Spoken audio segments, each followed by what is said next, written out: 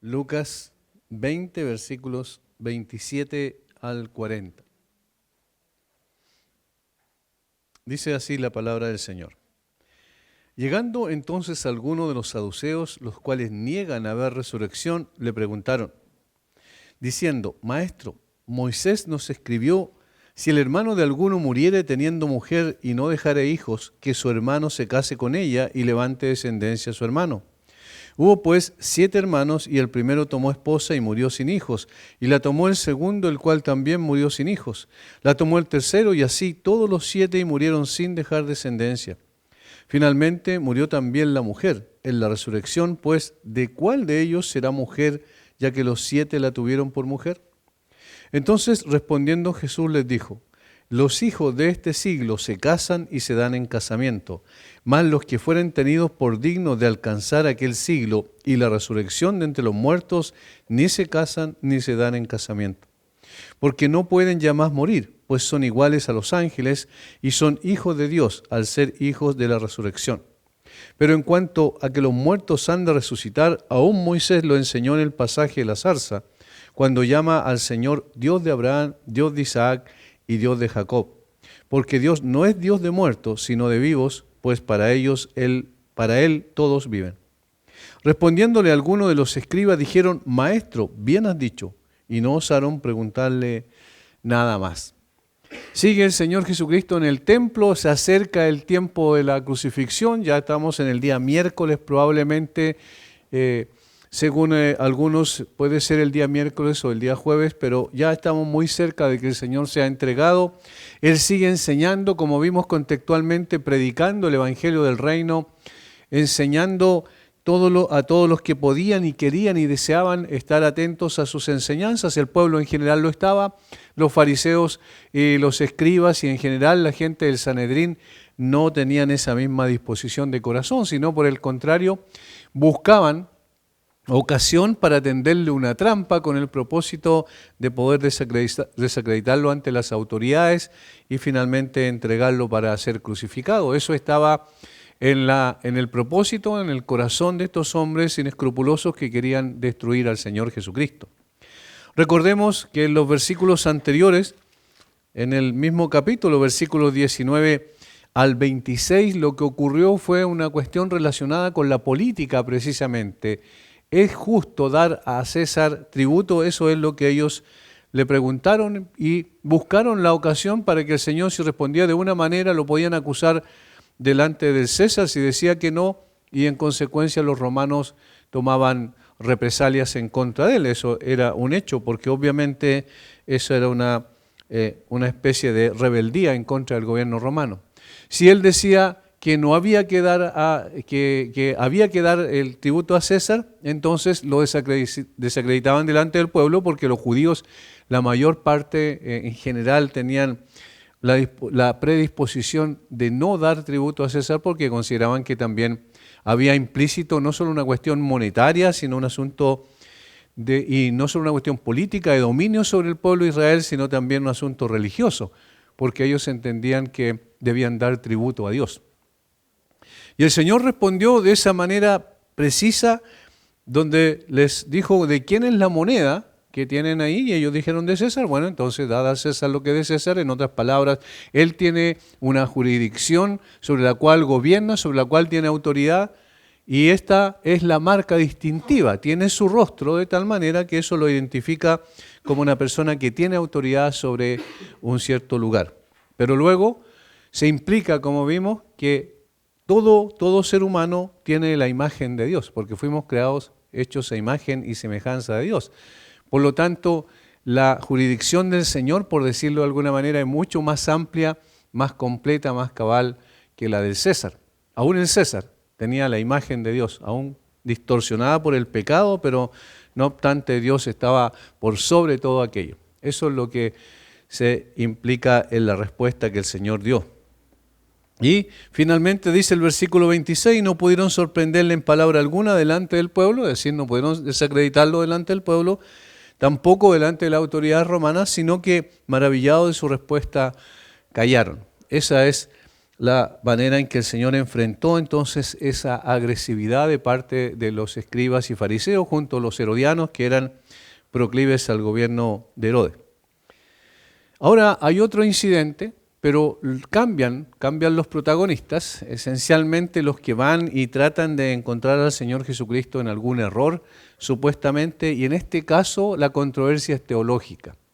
En el caso anterior era política, aquí es teológica.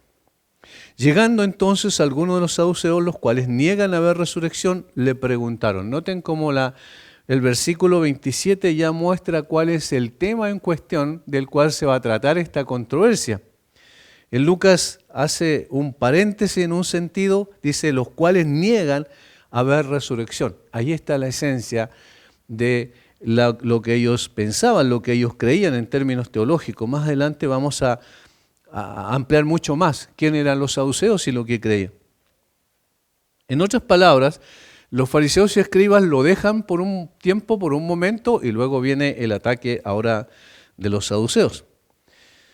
Los fariseos ya habían hecho su parte, posteriormente volverán a la carga, bien sabemos, pero ahora serán los saduceos los encargados de intentar poner a Jesús en ridículo respecto a una doctrina que ellos no creían en absoluto, negaban en términos absolutos.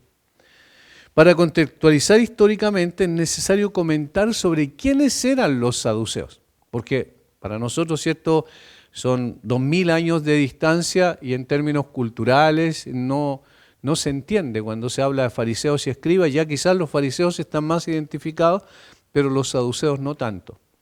El Sanedrín tenía 71 miembros en general y dentro de ellos estaban los saduceos, los escribas y fariseos. Los escribas y fariseos eran prácticamente todos los escribas eran fariseos también.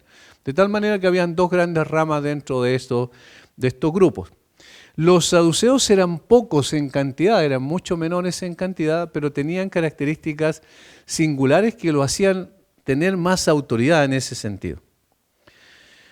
Los saduceos no eran muchos, como dije, en comparación con los fariseos, sin embargo, desde la perspectiva social y económica, pertenecían a la aristocracia de su tiempo. Eran personas pudientes, ricos la mayoría de ellos, y pertenecientes a la casta de los sacerdotes, o los sacerdotes eran la mayoría saduceos.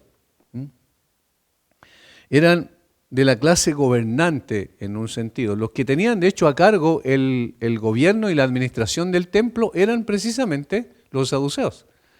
¿Recuerdan lo que pasó? Seguramente eso también trajo una mayor animadversión para ellos, el hecho de que Jesús en 2 ocasiones les diera vuelta a las mesas de los cambistas y los expulsara del templo. Y ese lugar, que era el Bazar de Anás, así se conocía, era famoso porque estaban bajo la administración de uno de los sumos sacerdotes, y eso se lucraban ellos, digamos, a través de esa forma de usar maliciosamente el templo que había sido destinado con otros propósitos. Y eso fue al principio del ministerio de Jesús y al final del ministerio de Jesús. Los capítulos anteriores hablamos sobre aquello, sobre la purificación del templo. Por lo tanto, esto también estaba despertando una cierta animadversión en el corazón de estas personas en contra de Jesús, y aunque eran totalmente distintos a los fariseos en cuanto a su posición social, económica, en cuanto a que los fariseos no eran de la aristocracia, sino personas más sencillas, que los fariseos tenían una diferente creencia, una teología distinta, es decir, en otras palabras eran como el agua y el aceite los saduceos con los fariseos, pero en este caso se van a unir porque tienen un enemigo común que es el Señor Jesucristo. Políticamente los saduceos eran proclives a los romanos. De hecho, ellos para mantener su posición de privilegios dentro de lo que hacían, necesitaban de alguna manera el apoyo de los romanos, y por consiguiente, entonces, ellos no tenían problemas en apoyar a los romanos. Los fariseos, por otro lado, eran totalmente contrarios a los romanos. Eran personas que se rebelaban en contra del yugo romano. Los fariseos, los saduceos, quiero decir, no tenían ningún problema en cooperar con los romanos si aquello les permitía seguir disfrutando de sus privilegios y de su posición que le traía beneficios que habían adquirido. En cuanto a su pensamiento, no tenían problema de abrir sus mentes a las ideas griegas. Al contrario, los fariseos eran totalmente, proclives a mantener las costumbres y las tradiciones judías y también el lenguaje judío. Pero ellos, los saduceos, no tenían problema de abrir su mente a las ideas griegas. De allí derivaron su pensamiento filosófico materialista. ¿Qué significa eso? No estamos hablando de algo material de ganancia en ese sentido, porque nosotros lo usamos a veces en ese aspecto, el concepto de materialismo. Pero en este sentido era un concepto filosófico, materialismo filosófico. En otras palabras, ellos decían que la persona al morir, el cuerpo era destruido y el alma dejaba de existir. Punto. No había nada después de la muerte. Por eso eran en ese sentido materialistas, como lo que es el pensamiento del día de hoy, el pensamiento marxista, por ejemplo. Ellos son, en esencia, materialistas. Dicen que somos como una especie de máquina, luego dejamos de existir y se acabó. Es decir, muere la persona y deja de existir completamente. Los saduceos tenían ese concepto. Tanto el cuerpo como el alma, dice, llegan a su fin con la muerte. Mientras que en su teología eran tradicionalistas. Y aquí hay como una especie de contradicción. Por un lado, eran muy conservadores, hiperconservadores, en cuanto a que creían, pero mucho más literalmente, incluso interpretaban el Pentateuco, los 5 primeros libros de la Biblia, en cuanto a restringirse lo más que se podía y tratar de cumplir lo más puntillosamente posible lo que era la ley o el Pentateuco, por un lado, pero negaban absolutamente, por otro lado, que la palabra de Dios también estaba constituido por otros libros del Antiguo Testamento, y ellos decían que simplemente los demás libros del Antiguo Testamento eran nada más que comentarios de la ley, y por eso tenían que subordinarse a la ley. Entonces, si ustedes se fijan, eran como contradictorios. Por un lado eran conservadores desde la perspectiva del Pentateuco, por otro lado eran bastante liberales en el resto del Antiguo Testamento.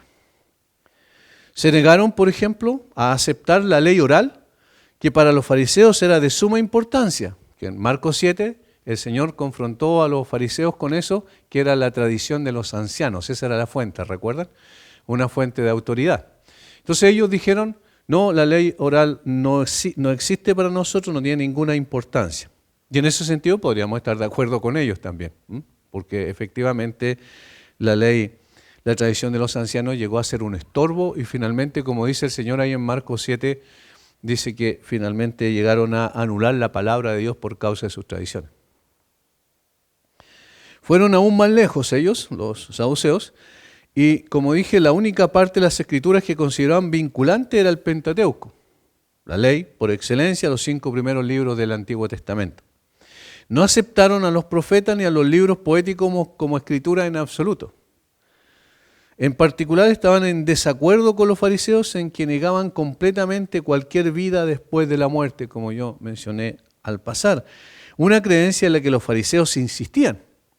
De hecho, los fariseos establecieron que cualquier hombre que negara la resurrección de los muertos estaba excluido de Dios. Eso es lo que los fariseos enseñaban. Los saduceos, por su parte, insistieron en que la doctrina de la vida después de la muerte no podía probarse a partir de la única autoridad que ellos aceptaban. ¿Cuál era? Los 5 primeros libros de la Biblia.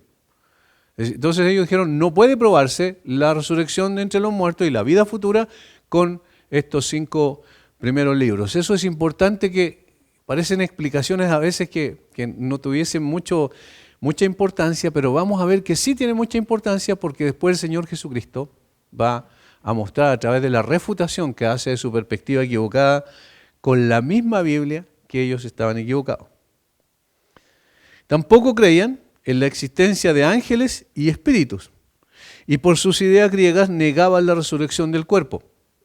Los griegos creían que el cuerpo era la cárcel del alma, eso decía Platón, de tal manera que simplemente el cuerpo se descomponía y quedaba allí para siempre, no había resurrección. Por eso, en esta nota editorial, Lucas dice, los cuales niegan haber resurrección. Esto da el contexto de lo que a continuación va a ocurrir. De tal manera que la pregunta entonces que a continuación plantean a Jesús tiene como finalidad cuestionar la doctrina de la resurrección y con ello desprestigiar a Jesús frente a su audiencia. Ellos eran muy racionalistas, entonces ellos decían, no hay ninguna evidencia, ningún argumento fiable de que efectivamente la resurrección es un hecho. Por lo tanto, lo consideraban una especie de mito absurdo e irracional. Daban a entender que lo de la resurrección era algo absurdo e irracional. Esto lo habían derivado de la enseñanza de los fariseos, que creyendo en la resurrección, sin embargo, habían conjeturado cosas absurdas al respecto. Y esto, hermanos, a veces también nosotros queremos ir más allá de las cosas visibles o reveladas en las Escrituras y empezamos a conjeturar cuando se trata de la vida futura. ¿Cómo será? ¿De qué manera ocurrirá?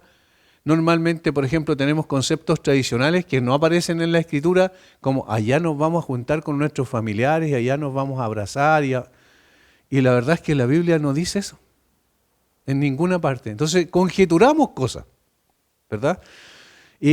Los fariseos también hacían eso, pero llegaban al absurdo, al ridículo, y esto era un argumento que utilizaban los saduceos para reírse de los fariseos y refutarlos. Y en este caso el Señor Jesucristo también había hablado de su propia resurrección, ¿recuerdan? Y en consecuencia también querían ridiculizar al Señor respecto a aquello. Un ejemplo de algo absurdo de lo que decían los fariseos: ellos creían que las personas resucitarían con la misma ropa que murieron, por ejemplo. O sea, buscaban el detalle y decían, ellos van a resucitar con la misma ropa que murieron, con los mismos defectos que tenían mientras vivían, es decir, con los mismos defectos físicos.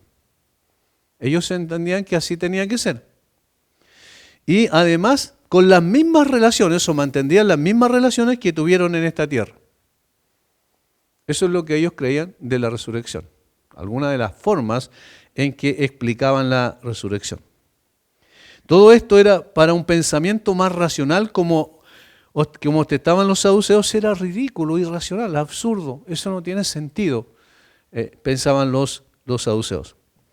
Con base en el hecho de que aceptaban solo los 5 primeros libros de la Biblia como la palabra de Dios, ellos alegaban que la creencia en la resurrección no podía derivarse de ninguno de estos libros. Y si se citaba a otro libro del Antiguo Testamento fuera de ellos, por ejemplo, yo sé que mi Redentor vive y al fin se levantará del polvo y aún desecha esta mi carne, veré a Dios, ¿cierto? Por ejemplo, lo que dice Job, quiero decir. Lo que dice Job, ellos decían, no, ese no es argumento. ¿Por qué? Porque no era de los 5 primeros libros de la Biblia. Entonces, ellos entendían que eso era simplemente un comentario que tenía que subordinarse a la autoridad de los 5 primeros libros de la Biblia. Mientras los fariseos atacaron a Jesús con una pregunta política, con el fin de ponerlo contra el pueblo, contra la autoridad romana, los saduceos lo hicieron con una pregunta teológica, con el fin de desacreditar a Jesús ante el pueblo y demostrar, entre comillas, de pasada, que la creencia en la resurrección era ridícula, desprestigiando así a sus enemigos los fariseos y al mismo tiempo dejando en el absurdo a Jesús. Y por eso hacen esta pregunta. Leamos la pregunta que hacen. Hacen un preámbulo bien largo para hacer la pregunta. Versículo 28, diciendo, Maestro, Moisés nos escribió, si el hermano de alguno muriere teniendo mujer y no dejare hijos, que su hermano se case con ella y levante descendencia a su hermano. Esta era la ley del levirato. La ley del levirato, que decía que si una persona, digamos, se unía en matrimonio con una mujer y no dejaba hijos, moría y no dejaba hijos, entonces el hermano tenía que casarse con la misma mujer para dejar hijos, con el propósito de que pudiese dejar descendencia. Esa era la finalidad. Esa ley civil es del Antiguo Testamento. Si un hombre moría sin hijos, su hermano tenía la obligación de casarse con la viuda y engendrar hijos para su hermano. Esos niños eran legalmente considerados hijos del hermano, es decir, del que había muerto. Si el hombre se negaba a casarse con la viuda, ambos debían acudir a los ancianos. La mujer debe desatarle el zapato al hombre, escupirle en la cara y maldecirlo. Y el hombre quedaba así a partir de entonces bajo el estigma de rechazo por parte de la sociedad hebrea. Deuteronomio 25, versículos 5 al 10. Esa era la ley del levirato. Entonces ellos toman la ley del levirato. Noten una cosa, ellos comienzan diciendo, maestro, Moisés no se escribió. O sea, estamos dando un argumento escritural. Estamos dando un argumento de la palabra de Dios. Es Moisés el que escribió esto. Los saduceos citaron un caso de matrimonio del levirato en el que 7 hermanos, cada uno de los cuales moría sin hijos, se casaron uno tras otro con la misma mujer y luego preguntó, cuando la resurrección suceda, ¿de quién será esposa esta mujer casada? ¿Con 7? Si se casó con 7, ¿de quién será definitivamente esposa en la vida futura? Noten cómo no es que ellos creyeran que había una vida después de la muerte, sino que querían dejar en ridículo, porque esto, decían ellos, corroboraba que era ridícula la resurrección. Porque si había resurrección, entonces, ¿quién será el marido de la mujer? Había un caos en eso, en cuanto a decidir cuál era. Lo más probable es que este caso haya sido una ficción, muy difícil que haya ocurrido, ¿verdad? Que uno tras otro, 7 hermanos se casaran con la misma mujer y finalmente la mujer los sepultara a los 7 y después muriera la mujer, ¿cierto? Y ocurriera que se tenía que decidir de quién era esposa definitivamente. Obviamente ellos no creían en la resurrección y la vida futura, simplemente estaban tratando de mostrar lo irracional de la creencia. La historia en sí tiene incluso un toque de humor, porque da la impresión de que el que se casa con aquella mujer ya debe ir haciendo su testamento. Es como la viuda negra, ¿cierto?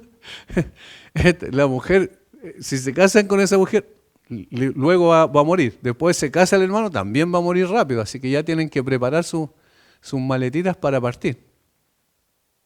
Al final la mujer muere también, dice. Y ahora surge la pregunta, en la resurrección, ¿de cuál de ellos será esposa esta mujer, ya que los 7 estuvieron casados con ella? Realmente los saduceos no quieren una respuesta, porque están convencidos de que el dilema muestra la falta de lógica de la resurrección. Recuerda que ellos eran muy racionalistas, tenían una mente, pensaban con ideas griegas en ese sentido, aún siendo judíos. Eso es lo que tenemos del versículo 28 al versículo 33. La clave está en el versículo 33. En la resurrección, pues, ¿de cuál de ellos será mujer? Ya que los 7 la tuvieron por mujer. Ahora, la pregunta sobre la resurrección trae a la palestra una importantísima doctrina y el Señor Jesucristo no deja pasar aquella oportunidad. Porque el Señor podía haberle respondido simplemente en forma directa, eso no tiene ninguna importancia. Y se acabó. Pero la verdad es que Él aprovecha esa instancia para poder mostrar algunas cosas, correr un poco el velo de la eternidad y poder mostrar lo que iba a suceder, principalmente porque esta era una doctrina que iba a ser cardinal después para el cristianismo, para su propia iglesia. Hay 3 razones. Algunos judíos, los fariseos y escribas, creían en una resurrección. Por tanto, el Señor quería clarificar esa situación. Segundo, Jesús había predicho su propia resurrección a los discípulos en más de una ocasión. Y al menos 4 veces le había predicho su resurrección, su muerte y resurrección. Y tercero, como dije, la resurrección está en el corazón de lo que llegaría a ser la esperanza cristiana, 1 Corintios 15. Si Cristo no resucitó, entonces van a nuestra fe y nosotros somos falsos predicadores que predicamos que Cristo resucitó. Eso dice Pablo, ¿cierto?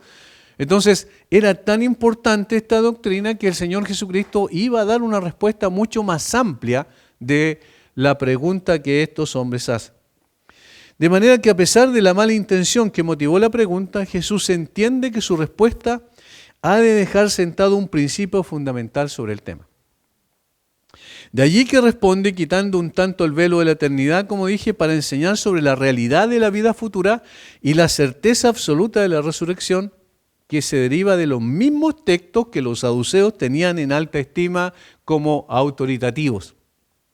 Y esto nos lleva a lo segundo, la aclaración sobre la doctrina de la resurrección. Lo primero es la ridiculización de la doctrina de la resurrección, no lo dije.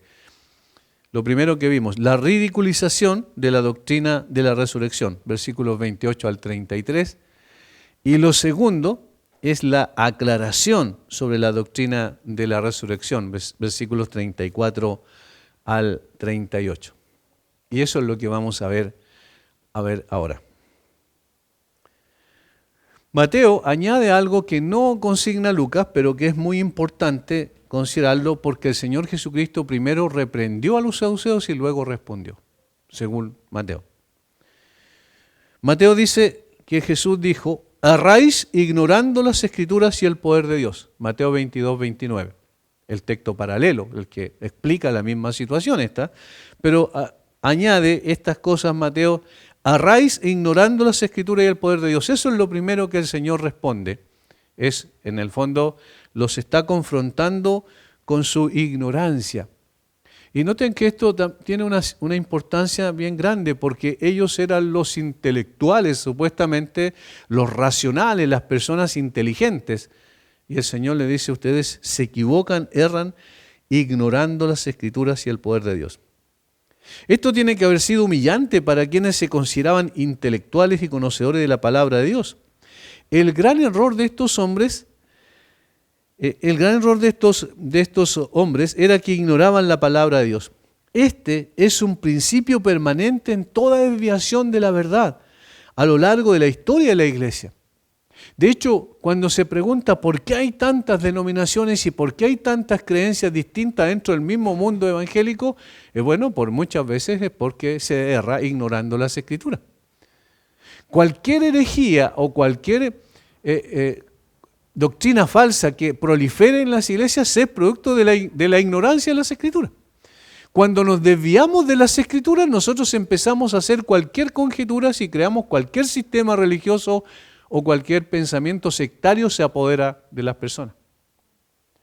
Porque empezamos a hacer conjeturas en lugar de simplemente someternos a la autoridad de la palabra. El Señor les dijo, ustedes ignoran las Escrituras. El problema no es el conocimiento intelectual de las Escrituras, el problema es el entendimiento espiritual de las Escrituras. Porque alguien puede conocer mucho la palabra, incluso puede saber versículos de memoria y puede repetir versículos de memoria, pero no tiene una comprensión de lo que eso significa y la aplicación correspondiente para su vida. Y esto pasaba con estos hombres.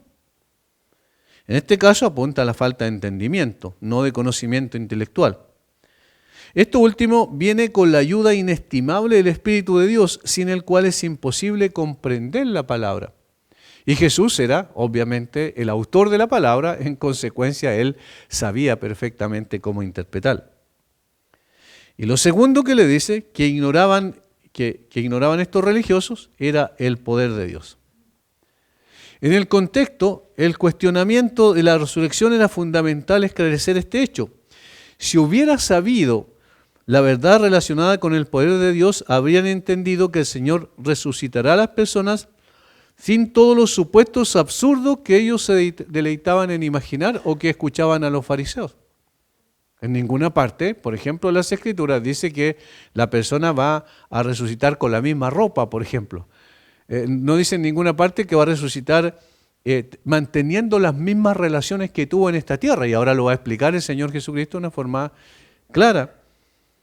Y no dice también que va a resucitar el cuerpo con los mismos defectos que tenía aquí en la tierra. Eso pensaban los fariseos, pero los saduceos lo tomaban como ejemplo para ridiculizar la doctrina. ¿Qué es lo que el Señor aclara entonces? Que nada es imposible para Él. El mismo que nos hizo del polvo de la tierra es el mismo que tiene el poder para tomar ese cuerpo desintegrado con el paso del tiempo y constituir un nuevo cuerpo glorioso. Ahora Lucas declara directamente la respuesta de Jesús, y esto es lo segundo, abriendo el velo de la eternidad y explicando que la vida futura es distinta a la vida presente. Esa es la primera respuesta que allí tenemos de parte del Señor. Versículo 34.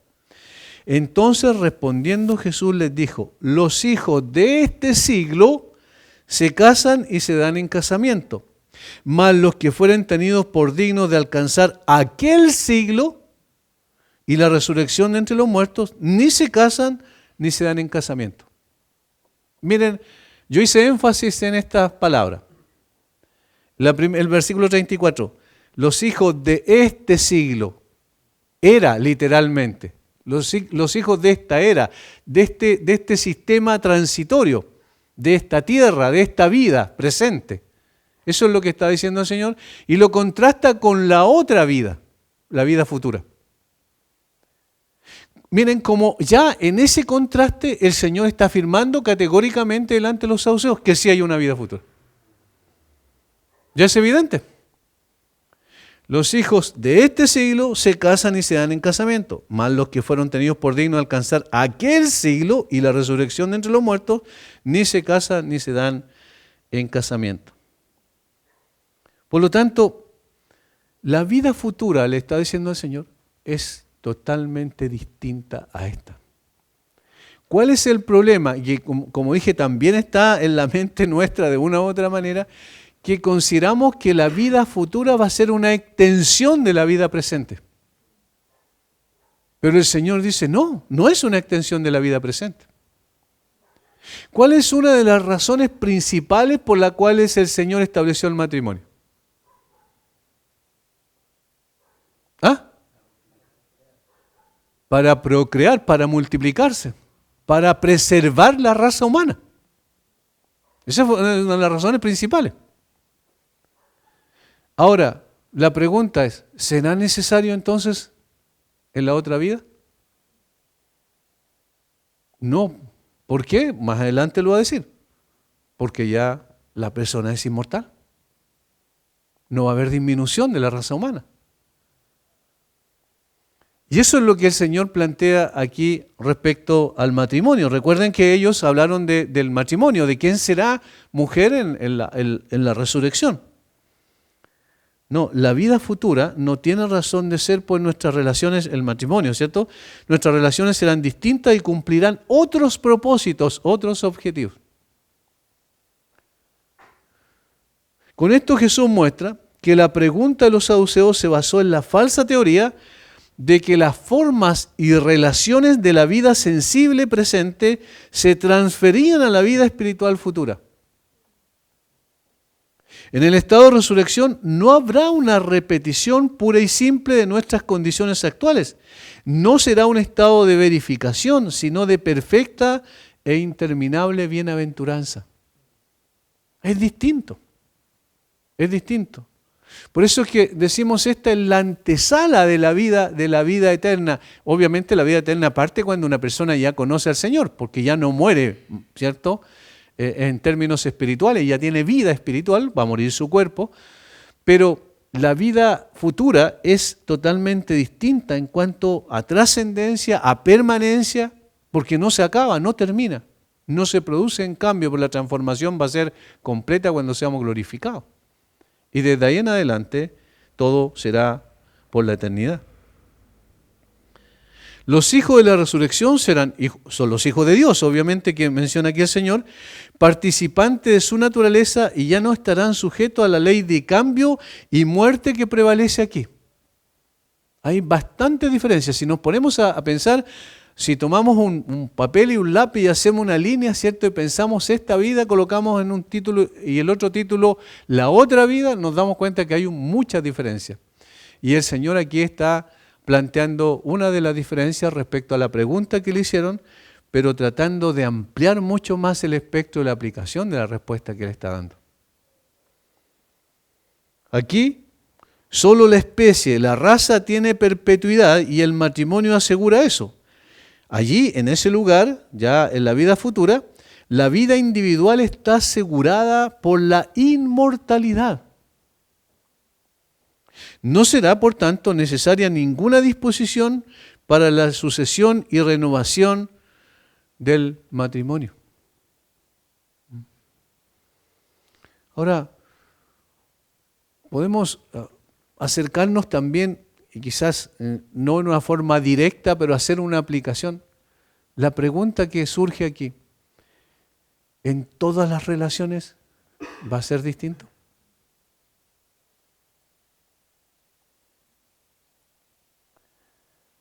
Porque en las relaciones del matrimonio ya no va a haber matrimonio. Pero en las demás relaciones que nosotros mantenemos aquí, ¿también será distinto?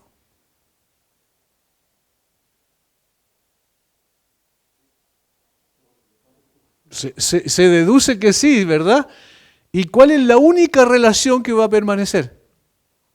De una manera perfecta, obviamente, con el Señor. Ahora, eso no significa de que nosotros automáticamente digamos, bueno, allá no va a haber, entonces aquí no hay problema. O sea, porque aquí se necesitan esas relaciones. Porque el mismo Señor la estableció, ¿verdad? Entonces, no se trata de mirar en menos eso, sino se trata de que la vida futura es distinta. Y eso nos cuesta un poco, no voy a usar la palabra imaginación, porque justamente lo que estoy diciendo es que no hay que imaginarse cosas, sino que hay que tratar de ser objetivo en cuanto a lo que la misma Biblia revela. Aquí el Señor abre el velo de la eternidad y dice, allá no es necesario el matrimonio. Los saduceos prácticamente habían negado el poder de Dios al afirmar que la vida en otro mundo debe ser un mero reflejo y una repetición de la vida de los hijos de este mundo. Con la superficialidad y el dogmatismo que tan a menudo distingue a los hombres de la escuela racionalista, como eran ellos, a la que pertenecían, dieron por sentado que lo que les era incomprensible debía dejarse de lado como insostenible. A ver si explico. Ellos dijeron, no se puede explicar la resurrección. Entonces, no hay vida futura. Punto. En otras palabras, no lo entiendo, no existe. Ese era el razonamiento que ellos hacían. Y por eso intentaron ridiculizar con esta historia. No, es absurdo, no tiene sentido, porque no se sabe de quién va a ser mujer en la vida futura, entonces no hay vida futura. Y ahora Cristo les recuerda el poder infinito de Dios, de quien proviene toda vida, quien creó el orden actual de las cosas y quien es capaz de reformar o transformar nuestros seres y prepararnos para la vida en una nueva y más elevada esfera de existencia. Y eso va a ser la vida futura, una más elevada esfera de existencia. Cuando nosotros vamos a Apocalipsis capítulo 4 y capítulo 5, ¿qué es lo que vemos ahí? ¿Qué escena contemplamos ahí? Adoración. ¿Dónde están centrados todos los seres celestiales? En el Señor, en el trono y el que está sentado en el trono. ¿Ven la diferencia? Aquí en la tierra, ¿dónde están nuestros pensamientos, afectos, nuestros sentimientos, nuestras emociones? ¿Dónde están fijados? En nosotros mismos y en lo que podemos hacer, ¿cierto? Y disfrutar nosotros, ¿verdad? Pero allá en la vida futura va a ser totalmente distinta porque todo nuestro ser completo va a estar mirando y contemplando al Señor. Eso es lo que dice Apocalipsis 5. Y toda la alabanza y toda la exaltación es al Señor, al que está sentado en el trono y al Cordero sea la alabanza, la gloria, la honra, el poder. ¿Se dan cuenta? Hay una distinción grande. Y por eso uno llega a pensar más que nada por estas cosas, por estas partes de la revelación en especial, que vamos a ser felices con el Señor, pero justamente con el Señor. ¿Entienden? Es decir, eso es lo que nos va a dar la satisfacción plena, absoluta y perfecta. Es el Señor. Y entre nosotros va a haber perfecto amor también, pero no más a uno que a otro. ¿Qué pasa si llegan las relaciones, estas que tenemos en la tierra, siguen allá en el cielo? ¿Puede ser posible o no? ¿Esta comunión de amor mutuo? No, porque amaríamos más a unos que a otros. Pero en ese momento vamos a ser perfectos y en consecuencia vamos a amar perfectamente a todos.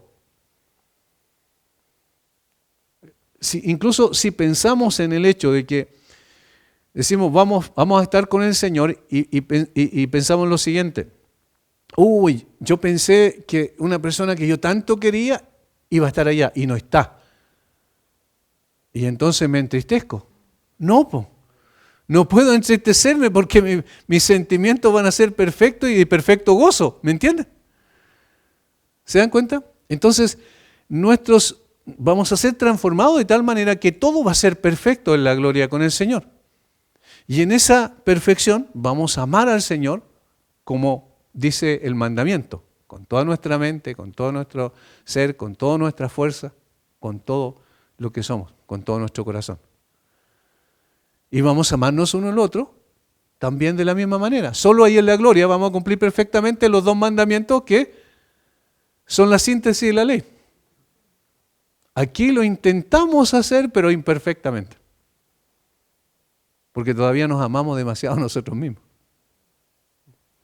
Entonces, se fijan qué interesante, porque el Señor está dejando sentados principios importantes para que nosotros podamos entender un poquito cómo va a ser la vida futura. Allá no es necesario, dice.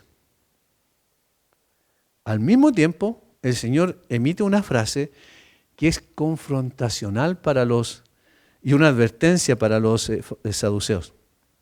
Versículo 35. Mas los que fueron tenidos por dignos de alcanzar aquel siglo y la resurrección de entre los muertos. Los que fueron tenidos por dignos de alcanzar aquel siglo. Esto está confrontando directamente a los fariseos porque les está diciendo que ellos no son dignos de alcanzar ese siglo. No en el sentido de que está diciendo que por las obras las personas van a resucitar para la gloria con el Señor. No. Sino en el sentido de que ellos niegan la vida futura. ¿Y cómo entonces van a alcanzar la vida futura? Por eso dice los que fueron los que son dignos. Puesto que ellos negaban esa realidad, no alcanzarían esa bienaventuranza. De alguna manera hay una confrontación y un llamado también a creer en aquello. En el verso 36 Jesús habla directamente de la inmortalidad, porque no pueden ya más morir. Ahí está el punto focal. No pueden ya más morir. Entonces no se necesita reproducción de la raza y en consecuencia no se necesita matrimonio. ¿Lo ven? Y él hace una comparación aquí, y aquí quiero volver a explicar porque otra vez hay conjeturas respecto a esto. Miren, versículo 36. Porque no pueden ya más morir, pues son iguales a los ángeles. Decimos entonces, sí nos vamos a convertir en ángeles. ¿Verdad? Algunos dicen, no, ya extendió sus alas y ya partió. Vuela alto, ¿cierto? Vuela alto. ¿Está diciendo, afirmando Jesús que somos iguales a los ángeles? En cuanto a la inmortalidad. Esa es la comparación que está haciendo. Pero somos de una especie distinta. Eso es lo que hay que tener cuidado con afirmar. Hace una comparación no en todos los aspectos, ¿se entiende? Sino solo en la de la inmortalidad con respecto a los ángeles. Lo cual no significa que nosotros seremos ángeles en la vida futura, sino que en cuanto a no volver a morir, jamás somos semejantes a ellos, pero no en los otros aspectos, porque somos criaturas distintas, creaciones diferentes, con propósitos distintos. Ahora Jesús usa las mismas escrituras de las cuales ellos decían creer. Noten la sabiduría del Señor. Versículo 37. Pero en cuanto a que los muertos han de resucitar, aún Moisés lo enseñó en el pasaje de la zarza. Comparen con el versículo 28. Los saduceos se acercan a Jesús y le hacen una pregunta diciendo, Maestro, Moisés no se escribió. ¿Y Jesús ahora cómo responde? En cuanto a que los muertos han de resucitar, aún Moisés lo enseñó en el pasaje de la zarza. ¿Y en qué libro de la Biblia está el pasaje de la zarza? En Éxodo, capítulo 3, cuando el Señor lo llama desde la zarza. Ahora, ¿a qué pertenece Éxodo? Al Pentateuco. ¿A qué pertenece Deuteronomio que ellos citaron con la ley del Levirato? Al Pentateuco. ¿De dónde le va a responder el Señor? Del mismo Pentateuco. Porque ellos afirmaban categóricamente que no había ninguna posibilidad de argumentar con el Pentateuco de que sí existía la resurrección y la vida futura. Noten cómo los va a dejar en evidencia de su ignorancia. Por eso ahora va a demostrar que erraban ignorando las Escrituras.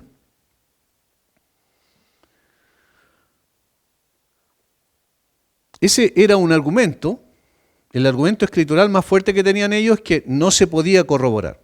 Sin embargo, Jesús cita del mismo Pentateuco para demostrar que Moisés sí enseñó sobre la resurrección. Ojo, no explícitamente, sino implícitamente. A ver, explico. Allí el Señor Jesucristo nos está diciendo que el Señor le dijo a Moisés, yo soy el Dios de la resurrección. ¿Cierto? Literalmente.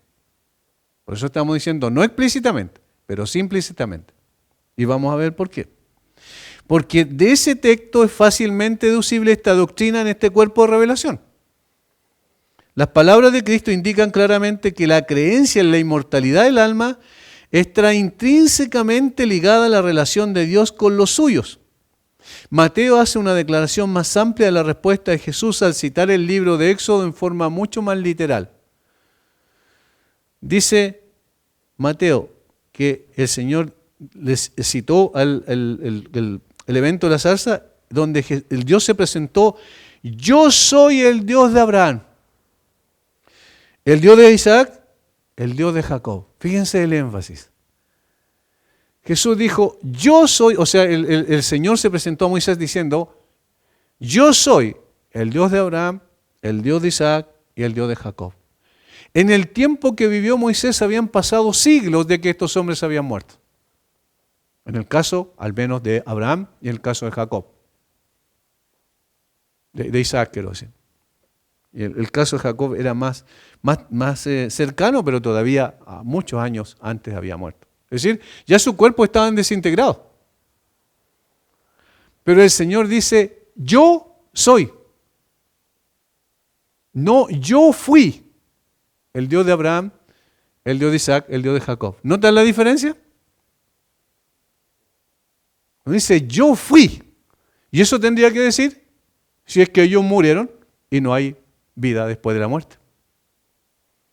Pero él dice, yo soy, presente continuo. Yo sigo siendo el Dios de Abraham, el Dios de Isaac y el Dios de Jacob. ¿Cómo podría Dios ponerse en una relación tan cercana con los hombres individuales y atribuirles una dignidad tan alta si fueran meras existencias que perecen? ¿Cómo podría decir el Señor, yo soy el Dios de esas personas? Ahí sería el Dios de muertos, si es que no había vida después de la muerte. Si no tuviera un ser semejante al suyo y destinado a la inmortalidad, podemos notar el hecho de que la promesa de bendición es hecha cuando se promovió esta relación especial entre Dios y Abraham, Isaac y Jacob. La pregunta es, ¿se cumplió realmente en esta tierra? ¿Ese pacto que hizo con Abraham se cumplió realmente con Abraham, con Isaac, con Jacob, con la persona? Me refiero individualmente considerado, no sé si me están entendiendo. No se cumplió.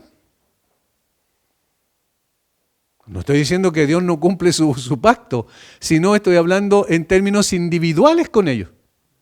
Las promesas se cumplen, pero en cuanto a lo individual con ellos no se cumplió. Queremos verlo a través de la Biblia para que veamos que no estamos conjeturando. Vamos al libro de Hebreos, por favor, capítulo 11. Hermanos, es muy interesante esto. Miren lo que dice Hebreos 11. ¿Recuerdan la galería de los héroes de la fe? Normalmente hablamos de Hebreos 11.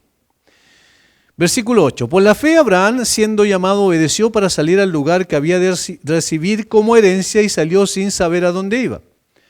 Por la fe habitó como extranjero en la tierra prometida, como en tierra ajena, morando en tiendas con Isaac y Jacob, coherederos de la misma promesa. Porque esperaba la ciudad que tiene fundamentos y cuyo arquitecto y constructor es Dios. ¿Cómo? ¿Cómo es eso? A ver, No sé si están entendiendo. Si esperaba la ciudad que tiene fundamento, cuyo arquitecto y constructor es Dios, eso no pasó en la tierra. Eso no ocurrió mientras ellos vivían. Miren cómo sigue diciendo. Por la fe también la misma Sara, siendo estéril, recibió fuerza para concebir y dio a luz aún fuera del tiempo y la edad, porque creyó que era fiel quien lo había prometido. Por lo cual también de uno y ese casi muerto salieron como las estrellas del cielo en multitud y como la arena innumerable que está a la orilla del mar. Ahora miren, versículo 13. Conforme a la fe murieron todos estos sin haber recibido lo prometido. Sin haber recibido lo prometido, sino mirándolo de lejos y creyéndolo y saludándolo y confesando que eran extranjeros y peregrinos sobre la tierra, porque eso es la fe. Porque lo que estos dicen claramente dan a entender que buscan una patria. Pues si hubiesen estado pensando en aquella de donde salieron, ciertamente tenían tiempo de volver. En el caso de Abraham, a Ur de los Caldeos. Pero anhelaban una mejor, esto es celestial. ¿Y cómo podían tener una patria celestial si no resucitan y habían muerto? ¿Lo notan? Por lo cual Dios no se avergüenza de llamarse Dios de ellos, porque les ha preparado una ciudad. Entonces aquí está el argumento, es muy fuerte de parte del Señor el argumento. Le está diciendo, Dios realmente les prometió a estos hombres, y mientras ellos vivieron no se cumplió eso, pero sí, la promesa de Dios se cumplirá plenamente. ¿Dónde? En esa ciudad cuyo arquitecto y constructor es Dios. Pensemos, si simplemente lo dicho por Dios a Moisés respecto a los patriarcas hablaba de una relación que duraría solo mientras vivían, ¿por qué les dice en tiempo presente, yo soy su Dios? Cuando los patriarcas ya habían muerto hacían siglos, no había nada en su suerte terrenal que los distinguiera de otros de su tiempo, a quienes no se les había hecho tal promesa. Estas personas pasaron dificultades, sufrieron muchas situaciones complejas, ¿sí? Pruebas varias como los demás hombres, y confesaron que eran extraños y peregrinos en la tierra. Eso leímos en Hebreos 11:13. En obediencia al llamado de Dios abandonaron los vínculos del país y parentesco, por lo cual Dios les dio una patria mejor que es celestial. Versículo 16 de Hebreos que acabamos de leer. La promesa no era que Dios recompensaría su obediencia bendiciéndoles con riqueza muchos años, tranquilidad u otros beneficios terrenales, sino que Él sería su Dios. Y aquí se profundiza mucho más.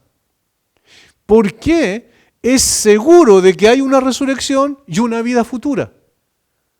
Porque Dios estableció una relación con ellos y esa relación permanece para siempre. Está en la relación, ¿entienden? Yo soy el Dios de.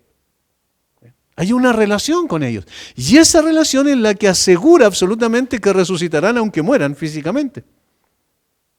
Por lo tanto, no estaba limitada por la condición de que Él sería su Dios mientras continuara su vida terrenal. Y siglos después de que los cuerpos mortales de estos patriarcas, dijo alguien, se hubieran convertido en polvo, Dios habló a Moisés de su pacto con ellos, que también era su pacto con él, como si todavía existiera. Y de ellos, por lo tanto, como en posesión de este cielo y herencia eterna que habían anhelado. Ellos todavía son mis hijos, yo todavía soy su Dios.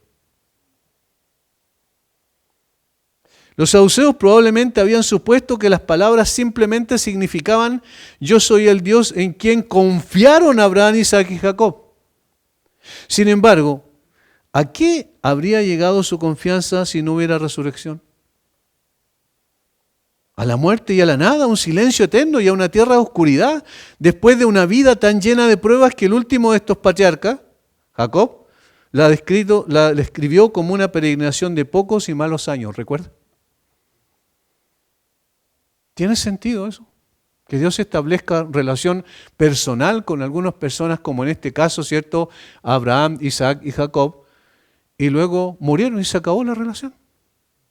No tiene sentido, es ilógico. ¿Cuál sería la diferencia con aquellos que no tienen una relación? Ninguna. Entonces lo que asegura la resurrección de entre los muertos es ese compromiso que Dios hace con estas personas. Y eso nunca se puede acabar ni con la muerte. En uno de los salmos dice que el Señor nos guiará aún más allá de la muerte. Aunque nunca, en ningún momento, abrigamos dudas acerca de los hechos de la resurrección, nosotros los creyentes, y de la inmortalidad del alma, como lo hicieron estos saduceos, sin embargo, podemos obtener de esta respuesta de Jesús fuerza espiritual y consuelo de estas palabras de Cristo, especialmente de la manera en que Él asocia estas doctrinas con la misericordia y la condescendencia de Dios. ¿Por qué? ¿Por qué estableció una relación con Abraham, con Isaac y Jacob? ¿Porque eran mejores que los demás hombres? No, simplemente por gracia y misericordia. Entonces nos preguntamos, ¿por qué estableció una relación conmigo? Por gracia y misericordia. ¿Y eso a dónde me va a llevar? A la resurrección y a la gloria con Él. O sea, hay un aliento grande en nuestro corazón al respecto. No se limita, noten, a afirmar que por la constitución de nuestra naturaleza somos inmortales o que por su propio conocimiento personal del mundo invisible puede asegurarnos este hecho, que Jesús sí lo tenía, sino que señala que está necesariamente implícito en el hecho de la comunión del creyente con su Dios. Una vez hijo de Dios, siempre hijo de Dios. Y eso nos lleva más allá de la circunstancia, porque eso va a ser la muerte, una circunstancia nada más para el creyente. Dios se ha acercado a nosotros y nos ha llamado a amarlo y a conformarnos a su voluntad. Él nos toma bajo su cuidado y nos hace partícipes de su propia naturaleza. Eso dice Pedro, ¿recuerdan? La verdad, tal como lo expone Cristo, no está calculada simplemente para satisfacer una curiosidad intelectual que solo unos pocos pueden sentir, sino para disipar esas dudas y temores acerca del futuro, que de vez en cuando perturban los corazones y las conciencias nuestras. No solo para asegurarnos que hay un mundo futuro, pero para decirnos que estará bien para todos aquellos que confían en Dios, que va a ser un tiempo glorioso. Eso es lo que el Señor está diciendo. Noten cómo Él aprovecha la ocasión, como siempre lo hace el Señor Jesucristo, como lo hemos aprendido a través del proceso, del recorrido, del estudio de Lucas. Nos damos cuenta que el Señor aprovecha las circunstancias para sentar principios permanentes de verdades absolutas. Y en este caso, a decir, la realidad de la vida futura, de la resurrección, está completamente asegurada. Completamente asegurada. Pero ese gozo y esa satisfacción completamente asegurada para aquellos que el Señor, que son del Señor. Él conoce a los suyos, a cada uno por su nombre. Su pacto es con cada uno de ellos personalmente, es un vínculo eterno entre Él y ellos, y es una prenda segura del mayor bienestar que podamos alcanzar. Hermanos, es maravilloso esto. ¿Cómo estamos seguros que vamos a resucitar? Además del hecho de que Cristo resucitó, estamos seguros porque el Señor prometió una vida futura. Y esa vida futura está establecida sobre la elección que Dios hizo de nosotros y la redención que hizo en nosotros. Y entonces estableció una relación, y esa relación nada la puede romper. ¿Recuerdan que el Señor dijo en Juan capítulo 10, cuando utiliza la metáfora del pastor y las ovejas, que ellos están en mi mano y nadie las puede arrebatar de la mano de mi Padre? Es como de alguna manera mi mano las tiene y la mano de mi Padre tiene mi mano. Hay doble seguridad, es imposible. Y entonces, cuando pensemos en la vida futura, pensemos en la vida futura en relación al Señor y a lo grande y precioso que va a ser estar con Él para siempre. Disfrutar de ese hecho glorioso. Los sufrimientos y las aflicciones son parte de este proceso aquí en la tierra. Pero si no hubiera diferencia con la vida futura, entonces seríamos los más dignos de conmiseración. Pero sí hay una vida futura y es distinta. Tiene otras connotaciones y otros alcances. Solo algunas cosas a concluir, algunas frases. La resurrección está asegurada porque la relación que se inicia cuando la gracia de Dios viene a nuestra vida continúa por la eternidad y no se rompe con la muerte. Segundo, la resurrección es consecuencia de la promesa de pacto que Dios hace con los suyos. Tercero, allí dice el texto, no lo alcanzamos a leer, Dios no es Dios de muertos, sino de vivos. Y en consecuencia, todos aquellos que somos del Señor, entonces viviremos para siempre. El mismo Dios que nos hizo del polvo de la tierra nos levantará para disfrutar de Él para siempre. El mismo Dios es el que hace esa obra. Y nosotros creemos en el poder de Dios. Y en cuanto a la relación con Dios, no hay nada que lo asegure en cuanto a lo que nosotros podemos hacer, pero todo lo que lo asegura es lo que Dios ha hecho por nosotros. Es decir, en el fondo, no es que yo me tome fuertemente de Dios, sino que Dios me tiene fuertemente tomado de su mano y no me va a soltar. Y esa relación es lo que me asegura resurrección y vida futura. Padre, te damos muchas gracias por este tiempo, Señor. Gracias por aclarar muchas cosas a través de tu revelación. Gracias por descorrer un tanto el velo de la eternidad para ver lo que sería imposible para nosotros conocer. Señor, es maravilloso lo que significa vivir contigo. Nosotros no podemos siquiera, Señor, llegar a concebir lo que va a pasar más allá de esta tierra, pero lo que tenemos en tu palabra ya es suficiente. Ayúdanos a no ir más allá de lo que tú has revelado, porque eso es suficiente para disfrutar de una certeza absoluta que vamos a resucitar un día y vamos a vivir contigo para siempre. Bendice a mis hermanos y muchas gracias por guiarnos, por enseñarnos y otra vez asombrarnos por la sabiduría maravillosa del Señor Jesucristo. Oramos en su nombre. Amén.